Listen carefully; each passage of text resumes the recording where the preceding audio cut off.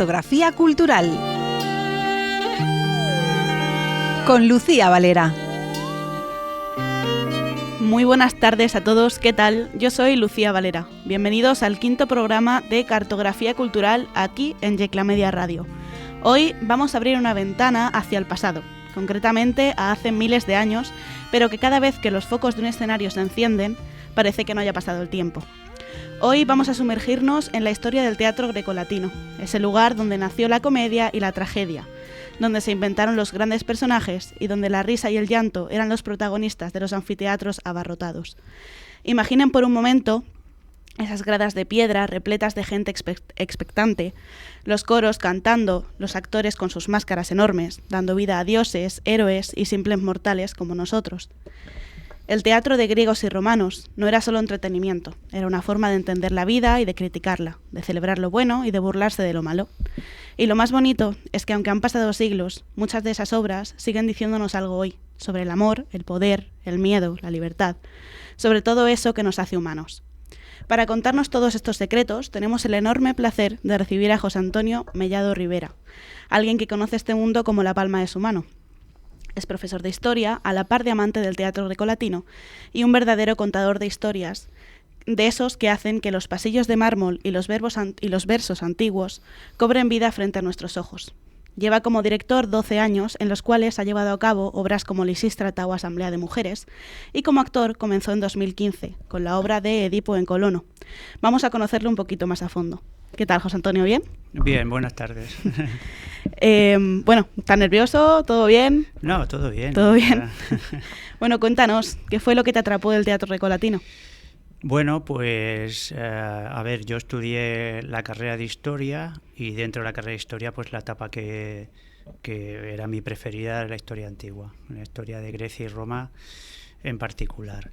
Y además tuve la suerte en la universidad de tener un profesor que me dio historia de Grecia y luego me dio historia de Roma, que era un profesor muy bueno.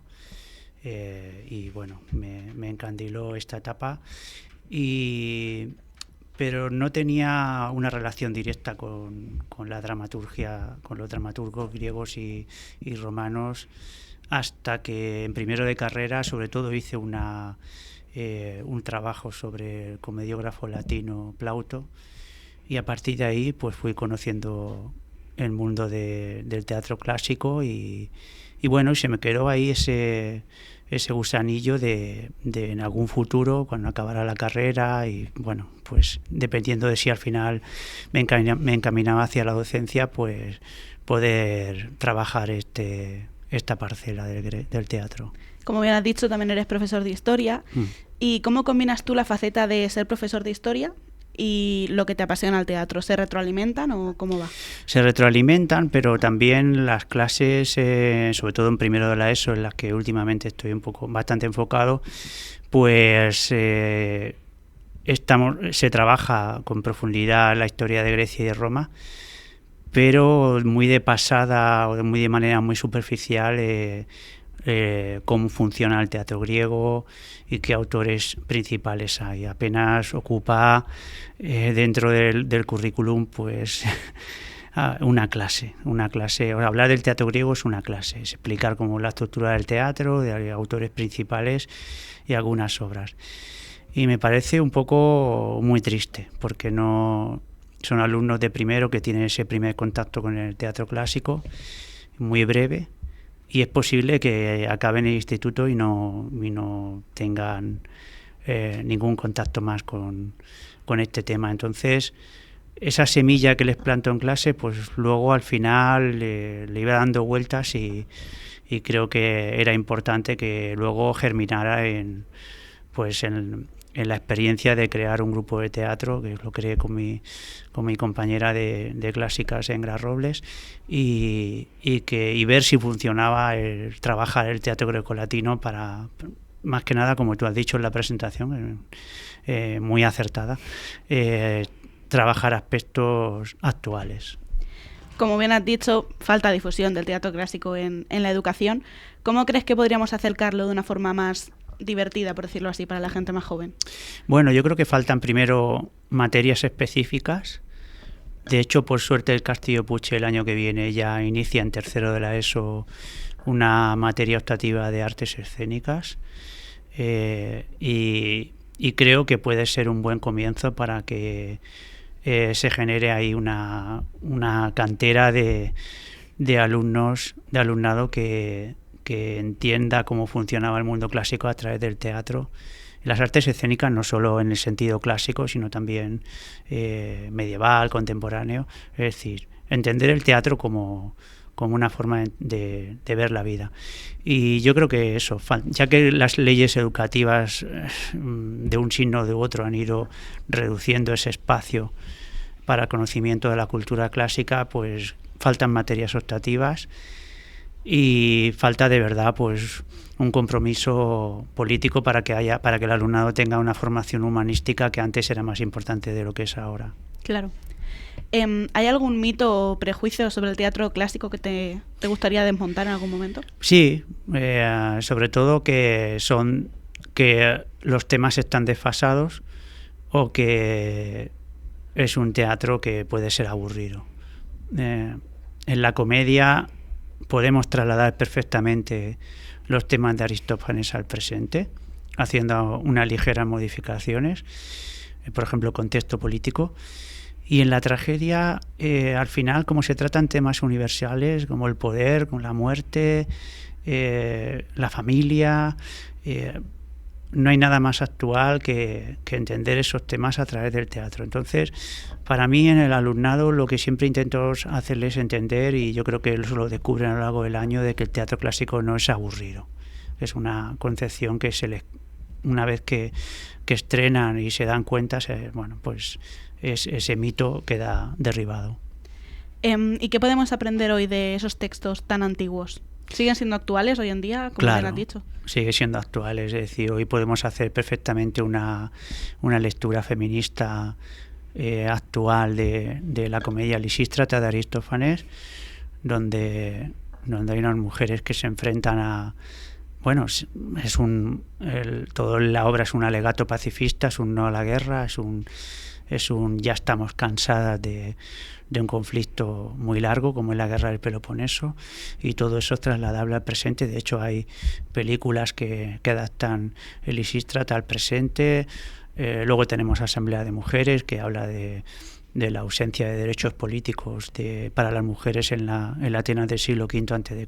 Es decir, hay un aprendizaje continuo y totalmente aplicable a lo que tenemos en la actualidad. Hay países donde las mujeres no tienen derechos políticos y por tanto más actual no puede ser el tema. Y bueno, vamos a hablar ahora de los conflictos bélicos que tenemos, que pues ese alegato pacifista es perfectamente trasladable a lo que está ocurriendo. Y tanto. ¿Hay alguna obra que no sea la que ya hemos nombrado, Lisístrata, Asamblea de Mujeres, que te gustaría destacar, que dirías a todo el mundo, tenéis que ir a verla? Pues en comedia, las comedias, por ejemplo, de Plauto son bastante interesantes, pero Plauto buscaba un poco la diversión del público romano y muchas veces no entraba en el significado político de sus obras. Entonces yo siempre recomiendo cualquier comedia de Aristófanes, porque siempre hay un trasfondo político, siempre hay una crítica social. En muchas de sus obras él plantea esa amargura de ese hartazgo que tiene de la guerra del Peloponeso. Para mí Asamblea de Mujeres, aunque me has dicho que mencione otras, pero Asamblea de Mujeres me parece una obra muy especial porque le da voz a las mujeres de Atenas, las pone en la tesitura de alcanzar el poder político, de controlar la asamblea, de conseguir el derecho a voto y de plantear una Atenas utópica en la que sean ellas las que gobiernen la ciudad y planteen leyes más justas. Por ejemplo, una de las leyes que plantean las mujeres cuando alcanzan el poder es un reparto equitativo de los bienes, que me parece muy interesante, un planteamiento ya en el siglo V a.C. Toda la Asamblea de Mujeres es una obra muy especial para mí, y sobre todo es muy especial porque como las mujeres no podían actuar en Atenas, los hombres eran los únicos actores, Aristófanes juega con esa manera de confundir al público, es decir, los actores hombres están haciendo personajes femeninos, pero al principio de la obra los personajes femeninos se visten de hombres y actúan como hombres para poder ir a la asamblea y poder votar fingiendo ser hombres. Así que hay un juego increíble de imposturas que me encanta. Desde tu experiencia, ¿cómo reaccionan tus alumnos y la gente joven cuando descubren el mundo del teatro clásico? Pues es progresivo, es una especie de enamoramiento progresivo, ¿no? Los primeros días hay un poco de lógicamente, de desconocimiento, pues no saben quién es Eurípides o les hablas de Hécuba y bueno, pues no sé, sí, una reina, pero hay un desconocimiento del contexto histórico, hay un desconocimiento de lo que estaba pasando y ese enamoramiento gradual, y tiene que serlo porque es normal. Y cuando acaba la obra y cuando hay un estreno, pues se dan cuenta de que han conseguido algo mágico, que han muchos casos comprendido a los personajes, que no es fácil, y no es fácil ponerse en la figura de una reina de Troya que lo ha perdido todo, ¿no? Que ha perdido a sus hijos, ha perdido al marido, ha perdido la ciudad. Es decir, eso, el personaje a veces no puede ser captado en todas las... Una alumna de instituto, es difícil que se ponga en el lugar de una reina que lo ha perdido todo, pero bueno, hace el esfuerzo, ¿no? Entonces creo que hay un enamoramiento gradual. Qué bonito. Sí. ¿Cuál es el mayor legado que tú crees que nos han dejado tanto los griegos como los romanos para la escena actual? Pues el legado está en el mensaje. No todas las obras se han conservado. Estaba viendo hace poco que Eurípides escribió más de 90 tragedias y se conservan apenas una veintena. Se ha perdido muchísimo, pero lo que se ha conservado, pues gracias a la transmisión textual, pues se ha convertido en clásico porque hay un mensaje detrás. Y esos mensajes se han convertido en universales y siglos después esas obras se siguen llevando a escena, se seguirán llevando a escena, y hay un ciclo ahí de conocimiento y de aprendizaje continuo de las generaciones que no se puede quitar. Ya para ir terminando, me consta de que tienes una obra propia, puede ser por ahí, llamada Agón. Sí. Cuéntanos un poco. Pues Agón surge como una idea de crear una tragedia dando voz a algunos personajes femeninos emblemáticos de la tragedia griega, ¿no? Ifigenia, Casandra, está Clitemnestra, está Electra y Helena. Uh-huh. Son personajes claves de la historia de la tragedia, personajes castigados, personajes criticados, vilipendiados, y era una idea de unir argumentalmente a esos personajes, darles voz y sobre todo explicar o justificar sus acciones. Y bueno, pues esa idea se convirtió en un texto y bueno, y ese texto, por suerte, gracias a gran trabajo de las actrices, que tengo una aquí delante, pues se pudo llevar a cabo, se pudo estrenar, se pudo representar en el Teatro de Sagunto y bueno, es una creación de la que me siento muy orgulloso. Ya barriendo un poquito así para casa, claro. ¿Crees que el Concha tiene algo especial a la hora de actuar? Sí, tiene algo especial. El teatro es muy bonito y va unido a un público, porque a veces los teatros pueden ser cálidos o desangelados, depende del público, tú lo sabes bien. Sí. Cuando el público está entregado desde la primera escena, ya sea la comedia o la tragedia, el teatro se vuelve como lugar físico, se vuelve maravilloso.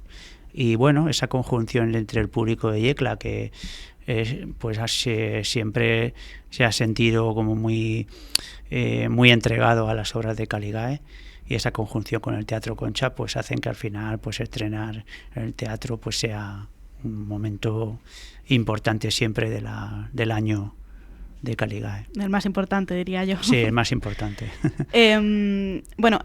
Para dirigir, ¿te gusta más hacer tragedia o comedia? Pues buena pregunta.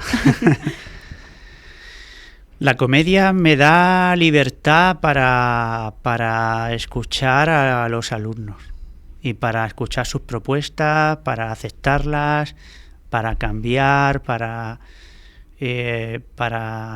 alterar el texto original, pues para transformar a la obra a lo largo del año. Y eso me relaja un poco como director, ¿no? Porque es una especie de proyecto más colectivo. Y en la tragedia, en cambio, es como que tengo una idea y hay un texto y es difícil que se produzcan cambios, entonces ahí los actores, las actrices están más encorsetados y el trabajo del director tiene que ser como muy, muy claro y muy bien definido. Y aún así surgen dudas, porque, vamos, yo siempre tengo dudas, ¿no?, de qué puede funcionar y qué no, y las dudas son normales, vamos. Entonces, pues son dos trabajos muy distintos, pero bueno, muy satisfactorios. ¿Y a la hora de actuar, prefieres actuar en tragedia o en comedia? Pues la comedia. La comedia. He actuado más en tragedia, he hecho tragedia clásica en el Festival de la Cantera de Pinoso, he actuado en varias tragedias. Y bueno, es como un trabajo matemático, ¿no? Hay que tener muy aprendido el texto, tienes que tener muy claro cómo te vas a mover, tienes que tener recursos para salir del paso. Y en la tragedia esos recursos son más limitados y en la comedia, en cambio, hay un poquito más de libertad. Cuando he hecho comedia me he sentido un poco más libre.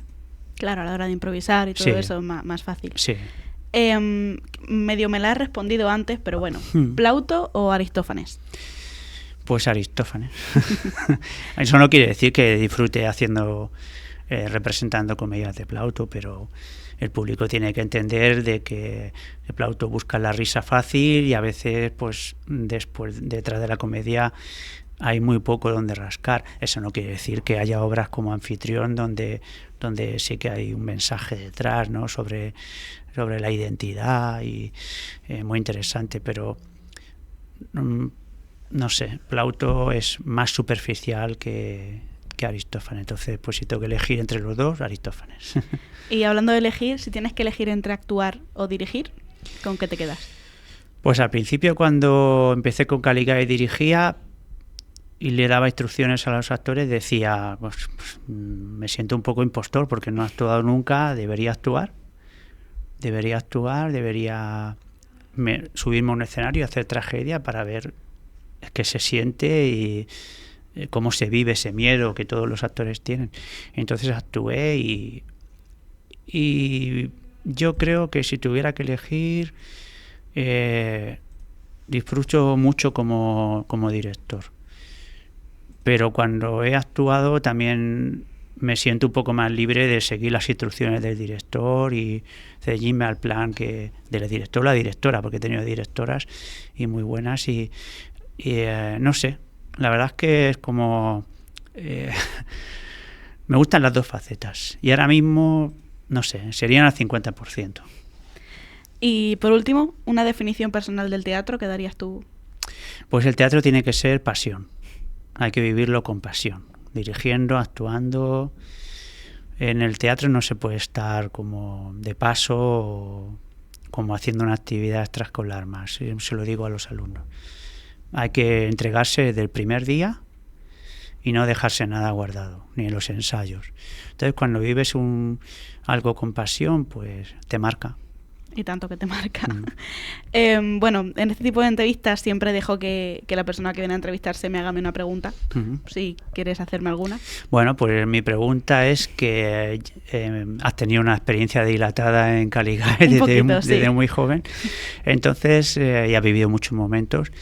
Y viniendo para acá pensaba, ¿cuál es ese momento inolvidable de todos tus años que siempre vas a tener el recuerdo? Lo tengo clarísimo. Bueno. Cuando hicimos Troyanas en Mérida. Hombre. El momento de... Lo intuía. Claro. El momento de salir porque en Troyanas salía el corifeo Sí. y luego salía yo directamente. Sí. Estaban nada más que las troyanas en el escenario, y yo de verme de frente, yo sola, frente a todo el Teatro de Mérida lleno, yo dije, me doy la vuelta y me voy. Pero luego cuando terminé la obra me acuerdo llorando de la emoción y también de que no íbamos a hacer más esa obra, con lo que me ha gustado a mí Troyanas. Y abrazarnos todos, estar ahí todo el público, la gran ovación que nos dieron, es un momento que no voy a olvidar nunca. 2.000 espectadores. O sea, Vaya, que... sí, se dice pronto. Sí, me alegra que intuía que era ese momento y también me alegra que digas que hay un momento un poco, entre comillas, de pánico. Sí, hombre, claro que lo hay. Porque al alumnado que dice, tengo miedo, ¿cómo se vence? Es que ese miedo está ahí. Se vence con José Antonio empujándote al escenario. Sí, eso muy al principio. Sí, sí. Pero ese miedo va a estar siempre ahí. Entonces, Y bueno tanto. que lo digas porque es natural, es decir, pero y luego hay que tener mucha confianza. El texto puede fallar, pero siempre van a estar tus compañeros ahí. Bueno, yo creo que es un momentazo Sí. el que has elegido. Bueno, pues muchas gracias, José Antonio. Gracias a ti. Y hasta la próxima. Y bueno, pues hasta aquí llegamos por hoy. 1.000.000 de gracias a nuestro invitado por hacernos viajar al pasado con tanta pasión y por demostrarnos que el teatro clásico sigue más vivo que nunca. Gracias a todos por estar al otro lado y hasta la próxima semana.